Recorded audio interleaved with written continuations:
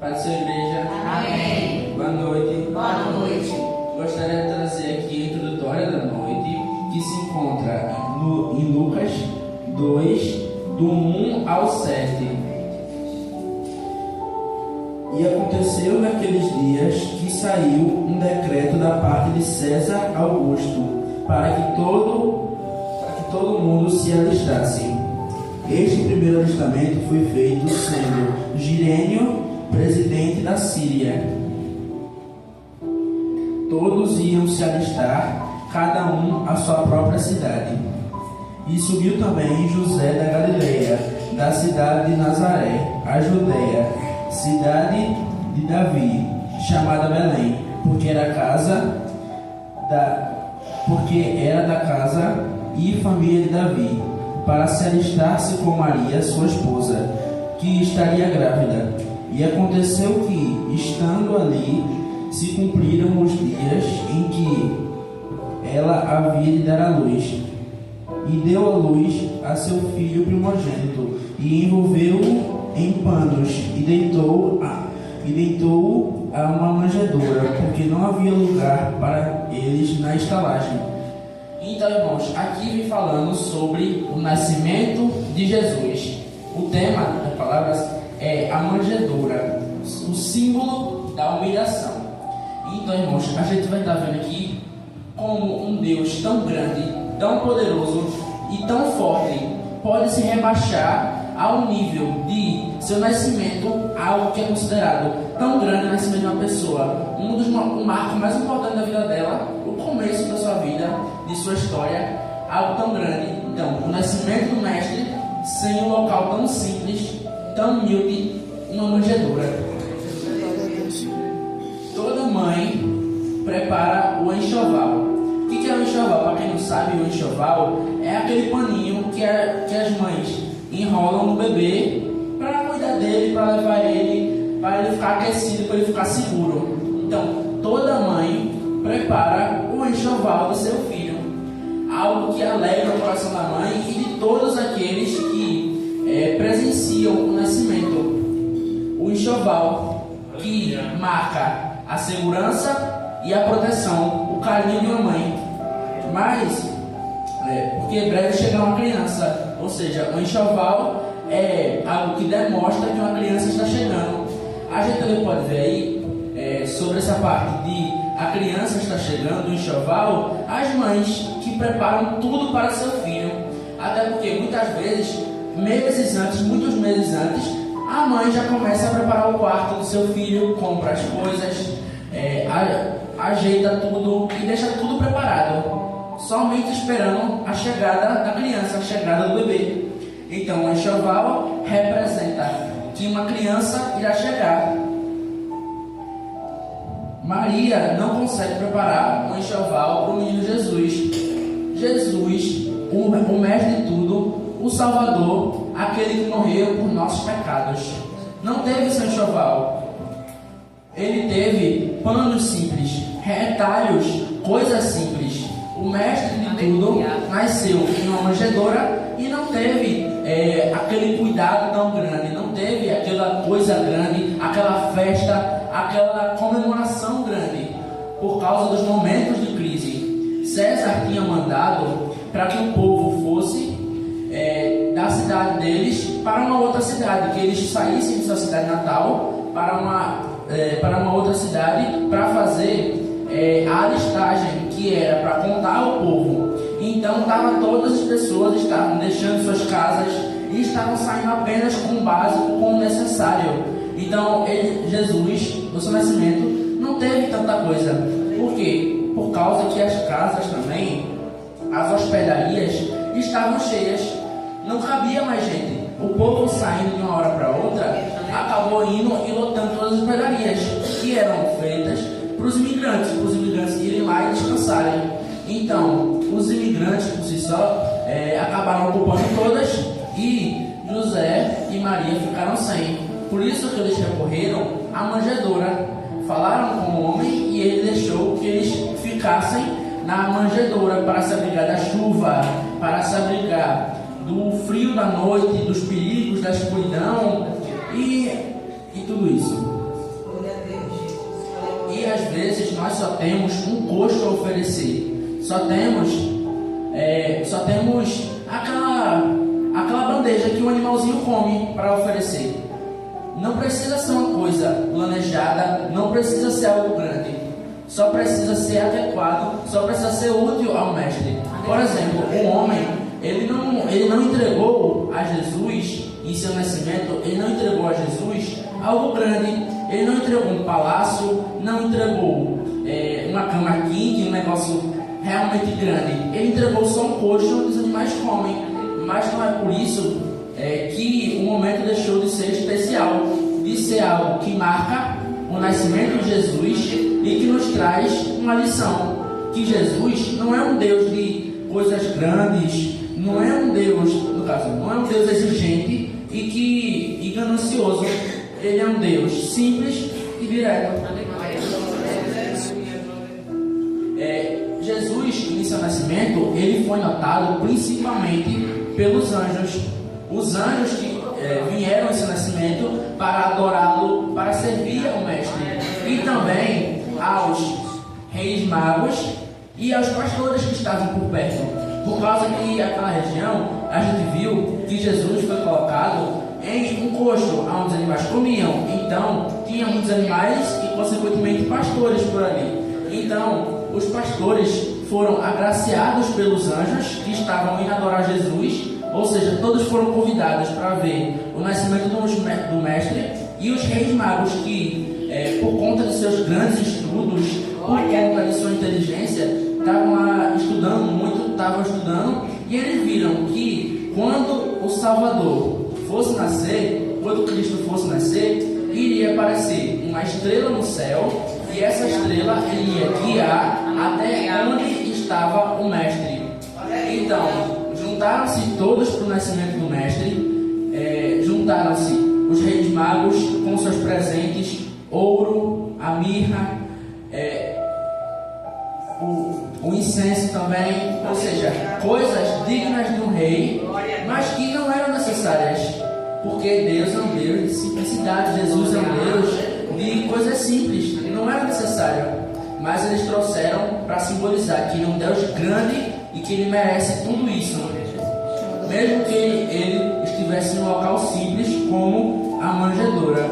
Então ele foi coberto por Maria em faixas de pano, em coisas simples, em retalhos, e ganhou os presentes, e todos adoraram ao seu nascimento. E agora eu tenho uma pergunta para vocês fazerem para o irmão que está do seu lado. Você está oferecendo no mínimo um coxo para Jesus? Por causa que aquele homem, tudo que ele pôde oferecer foi um coxo. Mas às vezes a gente tem muito mais do que apenas um coxo que não oferece a Cristo. A gente tem condições para mudar a vida do irmão e também muitas vezes a gente deixa ele, a gente ignora ele. Então, a gente está ajudando nosso irmão, a gente está pensando em Cristo como o Salvador, ou está esquecendo ele e só estamos voltando a ele quando a gente está semelhantes a trapos rasgados e quebrados, queimados. Quando a gente passa pela dificuldade, a gente vai até Cristo e a gente vai para conseguir o auxílio dele e para que ele nos instrua o que a gente deve fazer, o que a gente deve buscar naquele momento, que é a glória dele. Então, a gente deve estar disposto a Deus o tempo todo, 24 horas por dia, assim como Ele está disposto para nos ajudar, assim como nossa obra se descobre 24 horas por dia. Então, o mestre no coxo, onde os animais comiam, na manjedoura, coberto por coisas simples, por trapinhos simples, por coisinhas simples, mas mostrava o quão grande ele era na simplicidade de uma criança ao nascer. E aí também a gente pensa que muitas coisas não têm valor a Deus. A gente olha e muitas vezes a gente pensa, isso não tem valor a Deus, mas pode ser algo grandioso, até porque se o mestre foi colocado em uma manjedoura e se cobriu com os trapinhos quando ele nasceu, por que a gente não pode ofertar alguma coisa simples para ele? Já que ele é um Deus de simplicidade, um Deus que habita em coisas básicas, sem a ganância, sem a maldade. Aleluia. Por que a gente não pode ofertar coisas simples para ele? Por exemplo, no início, os filhos de Adão, Caim e Abel, Caim ofertou os animais, mas ele não ofertou os melhores que ele tinha. Ele ofertou os que estavam defeituosos, os que não estavam nas condições perfeitas.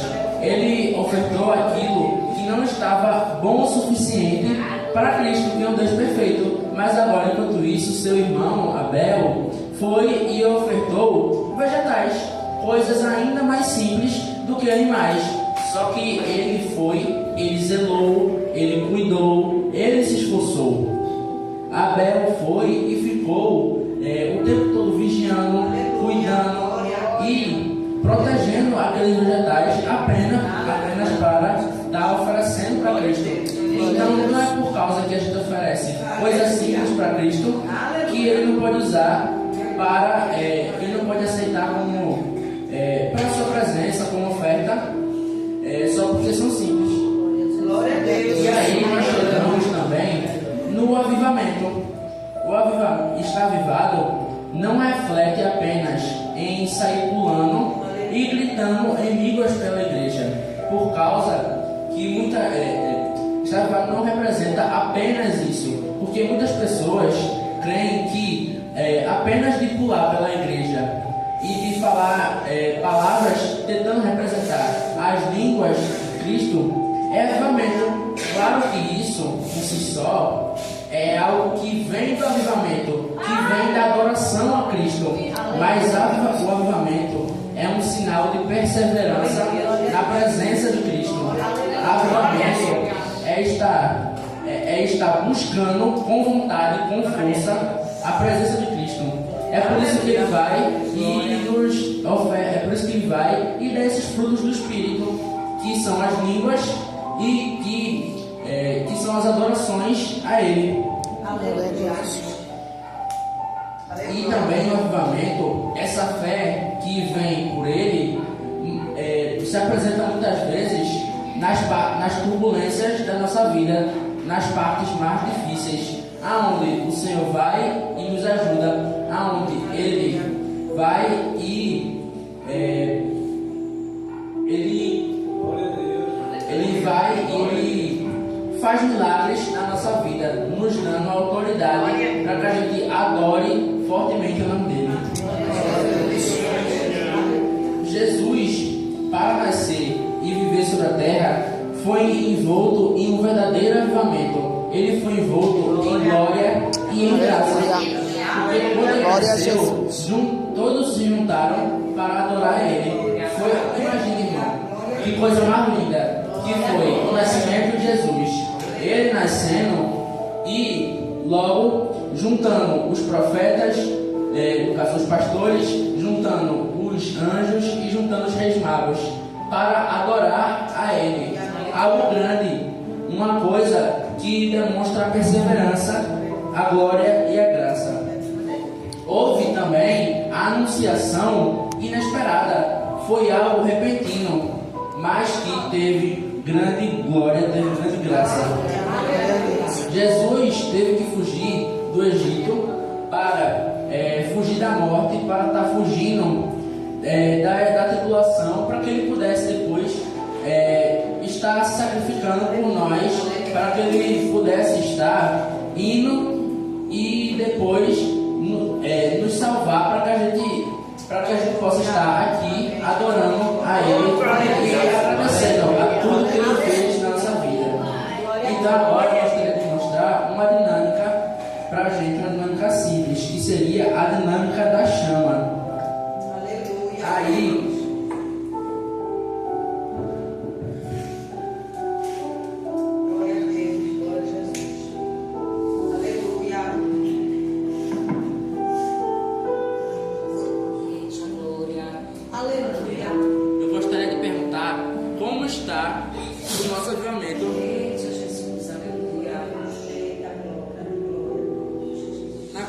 Senhor.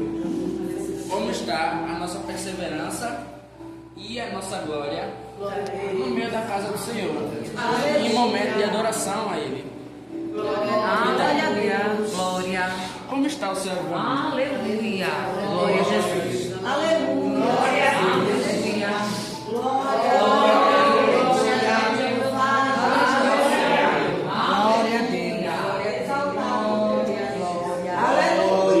Como está o seu avivamento?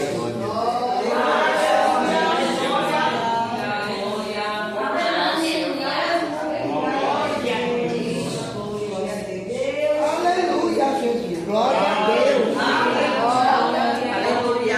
Exaltado é o teu nome. A gente pode levar como inspiração esta chama que, mesmo oscilando, mesmo no meio do escuro, que a gente pode estar representando como o mundo,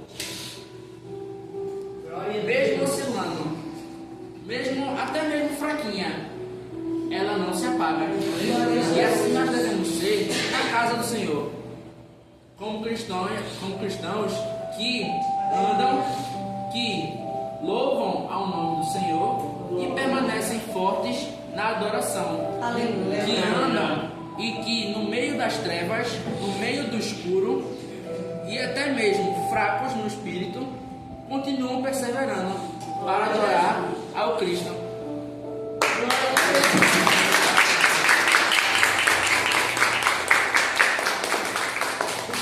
Glória. Glória a Deus. Eita, glória. Amém.